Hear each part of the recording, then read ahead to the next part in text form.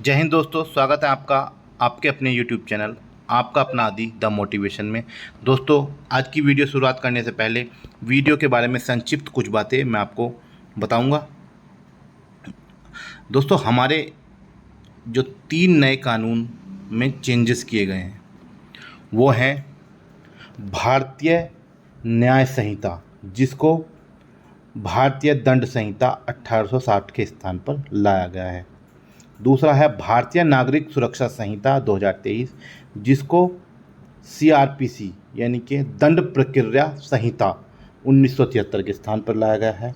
और तीसरा है भारतीय साक्ष्य अधिनियम 2023, जिसको भारतीय साक्ष्य अधिनियम द इंडियन एविडेंस एक्ट 1872 के स्थान पर लाया गया है।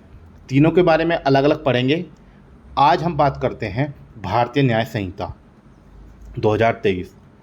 दोस्तों, भारतीय न्याय संहिता 2023 को भारतीय दंड संहिता 1860 के स्थान पर लाया गया है। इस नए कानून के द्वारा सरकार का उद्देश्य न्याय दंड नहीं सुनिश्चित करना है। देखिए दोस्तों, ये जो तीनों कानून लाए गए हैं, इन तीनों का ही जो उद्देश्य है वो भारतीयों को न्याय देना है, ना कि दंड देना। तो ऐसा क्यों है? पहले क्या होता था, जब अंग्रेज़ हमारे यहाँ पे रूल कर रहे थे, शासन कर रहे थे, तो उन्होंने जो भारतीयों के लिए कानून बनाए थे उसमें दंड को रखा था, जैसे भारतीय दंड संहिता, दंड प्रक्रिया संहिता। लेकिन उसके स्थान पर सबसे पहले तो उस दंड शब्द को हटाकर न्याय कर दिया गया है। यानी कि ये भारतीयों का कानून है, तो भारतीयों के न्याय के लिए बनाया, ना कि भारतीयों को दंड देने के उद्देश्य से। ठीक है। तो जो हम भारतीय न्याय संहिता की बात कर रहे हैं, ये भारतीय दंड संहिता के स्थान पर लाया गया है। और इसमें सबसे महत्वपूर्ण बात जो आ जाती है, भारतीय न्याय संहिता 2023 का हिंदी रूपांतरण को ही इंग्लिश रूपांतरण द भारतीय न्याय संहिता 2023 पढ़ा जाएगा। इसका भी मुख्य कारण यह है कि भारत, जो हमारा देश भारत है, उसका इंग्लिश रूपांतरण भारत ही मान्य किया गया है।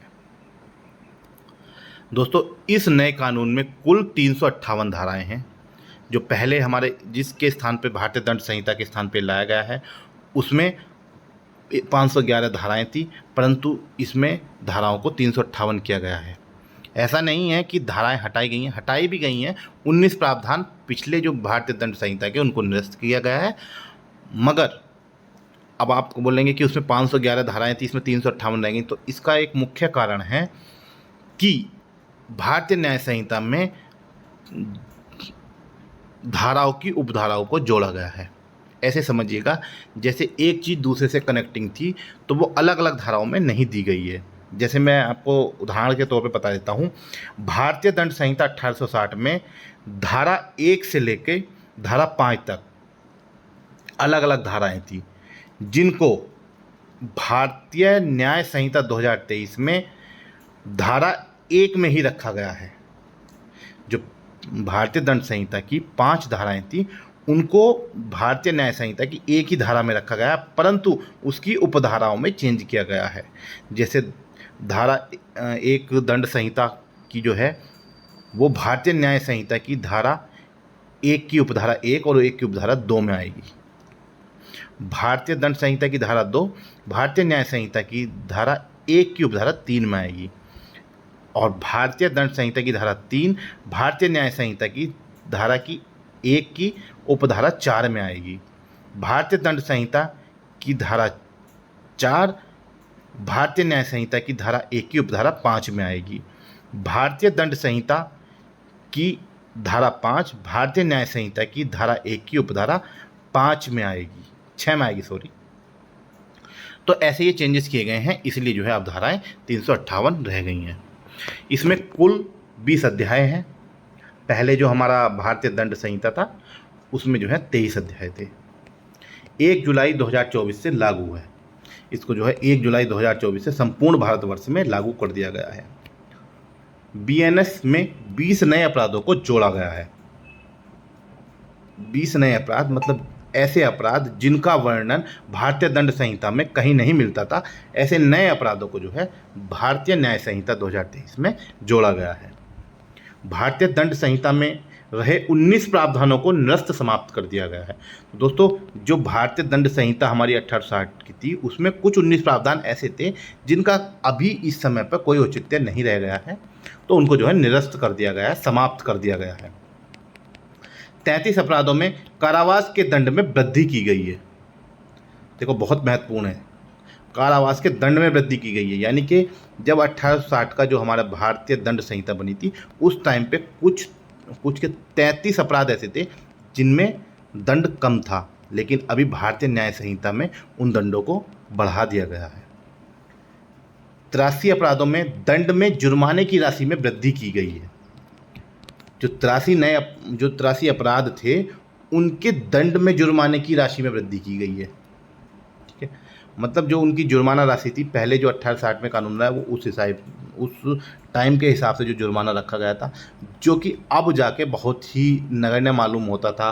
और जो क्रिमिनल थे, वो अगर सोचते थे कि हमें दंड ही देना पड़ेगा, तो थोड़ा बहुत ही देना पड़ेगा, तो उसकी जो है राशि को बढ़ा दिया गया है। ठीक है, 23 अपराधों में अनिवार्य न्यूनतम दंड लागू किया गया है।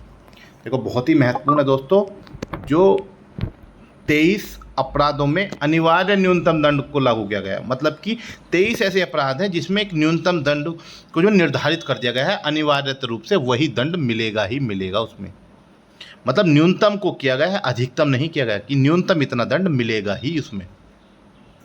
दोस्तों, इसमें सबसे महत्वपूर्ण जो है, एक जो दंड हमारे जोड़े गए हैं 6 निम्न अपराधों में, मतलब जो 6 नए जो अपराध हैं, उसमें सामुदायिक सेवा का दंड लागू किया गया था, जो कि आज तक हमारे भारतवर्ष में लागू नहीं था। हम कहीं भी भारतीय दंड संहिता में उसका उल्लेख नहीं था, लेकिन अब नए कानून भारतीय न्याय संहिता में 6 अपराध जो हैं, उसमें सामुदायिक सेवा का दंड लागू किया गया। क्या है सामुदायिक सेवा? सामुदायिक सेवा होगा कि जैसे जैसे पहला ही दंड इसमें अपराध ले लो, अवैध व्यापार में लोक सेवकों के पाए जाने पर, यानी कि कोई अवैध व्यापार कर रहा है कोई लोक सेवक, तो उसको दंड क्या मिलना है? तो उसको सामुदायिक सेवा का दंड मिलेगा। जैसे सामुदायिक सेवा में हो गया कि कहीं जाके साफ सफाई करवा दिया किसी सार्वजनिक स्थान की, कोई रेलवे स्टेशन दे दिया, कोई वृद्धाश्रम दे दिया कि जाओ वहाँ वृद्ध लोगों की 1 महीने तक सेवा करो, पर उसके बदले में कोई पैसा, कोई परिश्रम तुम्हें नहीं मिलेगा। इसमें जो दूसरा अपराध हो गया, उद्घोषणा के जवाब में उपस्थित नहीं होने पर, यानी कि कोई मान्य न्यायालय द्वारा सम्मन दिया गया, लेकिन उसमें आदमी नहीं जा रहा है बार बार, तो उसमें जो है जो दंड मिलेगा, सामुदायिक सेवा का दंड जो है उसको दिया जा सकता है। तीसरा होगा विधिक अधिकारिता के प्रयोग को मजबूर करने या रोकने के लिए आत्महत्या करने का प्रयास। चौथा हो गया 5,000 से कम की संपत्ति की चोरी के अपराध में प्रथम बार सजा।